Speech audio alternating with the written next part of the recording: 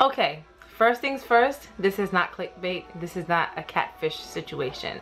I know the thumbnail looks different than what's going on here, but let me tell you something. I literally was uploading the video, and I realized I just didn't like it. I didn't like how it looked, I didn't like how it sounded, and every time I've tried to shoot this video, there has always been a problem. I think it's because I wanted it to be really clean, really perfect, great lighting, great background, everything looking like, but that's the problem. So I said, you know what? Let me bring you all in, okay? Let me get into my element, because all that I really need to do is just get the content out. Like, I mean, I'm not perfect anyway, so whatever. I digress. So, thank you for clicking on today's video. If you are new here to my channel, welcome, welcome, welcome. I hope at the end of the video, I mean, you find the desire to stick around and join the family. And of course, if you are a regular, what's up? Thank you again for watching another video, and thank you for sticking with me this far. I've been getting a lot of subscribers lately, and I really appreciate you all. So I have, let me see, how much battery life do I have? I don't have that much battery life, so let me see how quickly I can get this content out. So from the title down below, I'm gonna be giving you guys 5 tips on how to get the best clinical rotation experience. For those of you guys who obviously do not know me, I'm Kim. I am a nurse. I've been a nurse for some years now, and most recently I graduated with my master's degree with a concentration as a family nurse practitioner. But most recently I was granted the opportunity to be a clinical instructor, and I work with undergrads. Sorry, that's my phone. So I was extremely nervous, of course, when I started the job, because this is my first time doing it. And I also remember that when I was a student, I had some really horrible experiences, but I also had some good ones. So I said to myself, what can I really do to try and guarantee or foster a healthy, fun learning environment within the limited amount of time that I have? And I came up with these 5 tips. So let's start. So tip number 1, identify your strengths and your weaknesses. The purpose of identifying strengths and weaknesses is basically to ensure that you're not wasting your time during the 10, 12, 14, 15 weeks that you have for the clinical rotation. When I first met my students, of course, you know, I introduced myself, spoke with them, tried to get a sense of who they are and, you know, how their rotations have been in the past. And I didn't get a lot of good feedback. But what I did ask them, and it caught them off guard, I asked them 2 questions that basically kind of like, was like, whoa. I asked them what they're good at. Like, what are you good at and what do you struggle with? And a lot of them really couldn't articulate what they're really good at. Maybe it's because A, they've never been asked that, or B, they really don't know what they're really good at. My purpose of asking that is to find a way and tailor a curriculum that fits each student. I had 8 students. Well, I have 8 students. The semester's not done yet. I have 8 students, and with these students, I said, write down everything that you're good at. I'm gonna keep a list of it, and tell me what you struggle with. What I'm gonna do is keep on referring back to the places that you struggle in, and we're going to try to target those places so that at the end of the semester you are either really good at, you know, those areas of weakness, or you are a little bit more confident. So as a student, for example, if you are really good at communication, like you have great communication skills, you can explain things to patients, you have no problems talking to family members, you are a team player, of course, you know, you can speak to the doctors, you can speak to your colleagues. That's not something that I need to work on, because that's something that's really important, especially as a nurse. You have to know how to speak. You are your patient's advocate. That's probably the first thing that they drilled in our head in the beginning of like school. You are your patient's advocate. So if you have a problem communicating and articulating your feelings, things that are important, or speaking up for the patient, then of course that's something that needs to be worked on. However, if you're good at that, I'm not gonna try to find opportunities to make you speak up and go talk to the doctor and go ask the nurse this and go ask this, that, whatever. But if you are a person who, for example, struggles with head to toe assessments, that's something that we need to work on, because you might end up using those skills for the rest of your career. And I did have some students who did say that they had, you know, some of those struggles like head-to-toe assessments, systematic assessments, etc.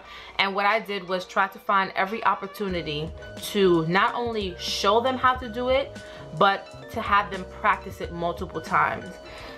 Being able to identify abnormalities is only easy if you know what a normal thing looks like. And the only way you know what a normal thing looks like is to actually keep on doing it and practicing it. So of course, number one, you want to identify your strengths and your weaknesses. Number two, which is very, very, very key, and this is another question that I asked them that kind of set them back. I asked them what their expectations were of me as an instructor. Like, what do you want from me this semester? A lot of them were taken aback. I think all of them were taken aback. They didn't know what to say. I said, I'm gonna give you some time, write down your answer, and then you're gonna let me know what it is that you want from me. So listen, you're a student, you have the most to lose. You're paying money, you are the one who's investing your time, and at the end of the day, you're the one that's trying to get a degree. So you have every right to say to your instructor, I would like for you to A, B, C, D. Of course, you don't want to come across harsh, like you don't want to come across nasty, but business is business at the end of the day. You're the one who has something to lose. You're the one that has the most to gain out of this whole experience. So don't feel shy, don't feel embarrassed to say, Professor, so I have not had the best experiences, you know, in the years prior or the months prior. So for this clinical rotation, I would like it if you respond to my emails. If I send you an email, maybe you can respond to me within 24 to 48 hours. I would like for you to not leave me on the unit and kind of just allow the other nurses to teach me things. I would like for you to be present. I would like for you to teach me things, because what you have to understand and realize is that the clinical instructor is not a babysitter. The clinical instructor is not mommy. We're not here just to supervise. We are here to actually instruct, to teach you, to show you things. Hopefully where you go to school, they give you a clinical instructor who is knowledgeable in the specialty that you're doing your rotations in, and that allows them to teach you everything, to show you everything that it is that they know. So like in my case, I have a pretty good like clinical background. I cannot work in L&D, OB, OR, ER, like those specialties, but I have a good med-surg background, good tele background, and I have some critical care, you know, some critical care knowledge. Thankfully, the unit that we're working on is the med-surg unit. So I'm like, I could do everything on this floor. I could basically do more than some of the nurses because I do have a little bit more knowledge. So with that being said, I spoke with the director and also the charge nurse to kind of get a sense of how they've experienced other clinical instructors along with their students. And basically, I just wanted to let them know that we're not here to play games. We're not here to waste time. That I can basically do everything here on their unit, and because I am knowledgeable in certain things, I'm going to force my students to be exposed to as much as possible. So if there's an IV that needs to be placed, my students can't place it because there are some limitations that the school did provide. So if there's an IV that needs to be placed, my students can't place it, but I could put the IV in. I will use the opportunity, I'll call them into the room, of course, speak to the patient, call them into the room and walk them through the process. If there's a Foley that needs to be placed, I know my students can place Foleys because that's part of like fundamentals, that's part of the clinicals. So we're gonna put in the Foleys, we're gonna put in the NG-OG tubes, or I will put in an NG or an OG tube depending on the situation. We're gonna flush the PEG tubes. We're going to do the AM care. We're gonna do the perineal care. We're going to do the dressing changes. We're gonna do as much as we can within the limited time that we have. Because, like I said, you have the most to gain and you have the most to lose. So I'm aware of what my clinical experiences were like, and I just wanted to give my students the best. So of course, setting expectations for your instructor is major. It's major. Tip number 3 is that you want to ask as many questions as possible. There's no such thing as a dumb question. Well, I take that back. There's definitely such thing as a dumb question. But you know what the problem is? The only thing that's dumb is if you choose not to ask the question, knowing that you either A, don't know the answer, or B, you are a little uncertain, and then later on you're going to be placed in a situation where you asking that dumb question and getting the answer would help you. Don't be shy, don't be embarrassed, don't feel like you're less than. And also, do not let, this sounds crazy, don't let people who are already in the field, who've been working, don't let them make you feel like you are stupid. Don't let them like overlook you, because at the end of the day, a lot of us, and by us I mean people who are working, we've been, you know, we got a little experience, we're kind of getting the hang of things. A lot of us forget that we too were students. We too did not know a lot of things, and we learned by either asking or being taught or being exposed. So in your case, my dear students, you need to ask all the questions that you can, because like I keep on saying, you have a limited amount of time to get and absorb as much as you can. If somebody is not willing to answer your question, go to the next person. The next person won't answer it, go to the next person. Keep on escalating or keep on searching until you get the answer. Because the field that you're trying to get into is a field where you are dealing with people's lives. This is not me saying that any other field or any other specialty or any other profession is not important, but the profession that you're trying to get into requires you to be someone who knows answers, and if you don't know the answer, you're somebody who can find the answer. So do not feel slighted, do not feel ashamed, do not be embarrassed. Open your mouth and ask every single question that you can think of within the limited time that you have. Tip number 4, get hands-on. So after speaking with my students, a lot of them told me that their clinical rotations weren't too educational, because the instructor would just drop them on the unit and allow them to just wander off and be, you know, kind of like assign them to the nurses who are working on the unit. And B, because the nurses are busy doing what they need to do, like they have things that they got to get done. They weren't in a place where they could actually teach the students, and they kind of just had them shadow, you know, just like walk around, watch what I'm doing, don't ask any questions, like you're just here just to kind of observe. That is not beneficial in the grand scheme of learning.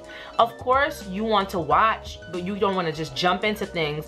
But there's a difference between watching videos, observing, taking notes, just looking, and actually getting your hands like touching things and knowing how to maneuver and knowing how to like position your fingers and position your hands and position your body to do certain things. So when they told me that that was one of the things that they struggled with, or that was one of the things that they were limited to, I said that's not going to be a problem this semester. The unit that we're working on is also, they also have a lot of geriatric patients. So I'm like, many of you probably haven't even touched patients. You don't even know where to place the stethoscope to listen to the heart sounds. You don't even know where to place the stethoscope to listen to the lung, like to listen to your lung assessment. Do you know how to assess for strength? Do you know how to do a neurological exam? Do you know how to do certain things? The answer was no. So I said, that's not gonna be a problem, because you are going to touch patients. You are going to get over the fear or the nervousness that comes with having like a hands-on nurse-patient interaction. So I exposed them to as much as possible, and I made sure that when there was an assessment that needed to be done, or when there was something that needed to be placed, removed, applied, assessed, I mean, anything, I was there and I'm walking them through the process. So you want to put your hands on patients, get hands on, like it's important. So the last and final tip that I have, which might sound a little confusing, is to relax. It's so detrimental to your learning, to your learning environment, to your just processing information. If you are somebody who's like really uptight, really high strung, or you have really bad nerves, really bad anxiety, because you know, I can say everything and anything and I can be talking for hours. If you're not open and receptive to what's being said, nothing is being processed. Therefore, if nothing is being processed, you cannot execute certain things. You cannot return demonstration on what it is that I've showed you or what it is that I've asked of you. So as a student, try your best to relax. Of course, it's always difficult when you're jumping into something that is brand new, or something that can seem a little scary, or something that can seem a little bit, you know, confusing. But if you are open to receive, it makes a world of difference. It makes a world of difference. So please try your best to relax. I mean, I'm not a mental health specialist by any means, but I do know that there are certain measures that you can take if you are somebody who has really, really bad like anxiety, or if you're someone who has really, really bad nerves. So just try to find a way to work with yourself and to try to overcome that. So let's go through the tips again. Tip number 1, identify your strengths and weaknesses.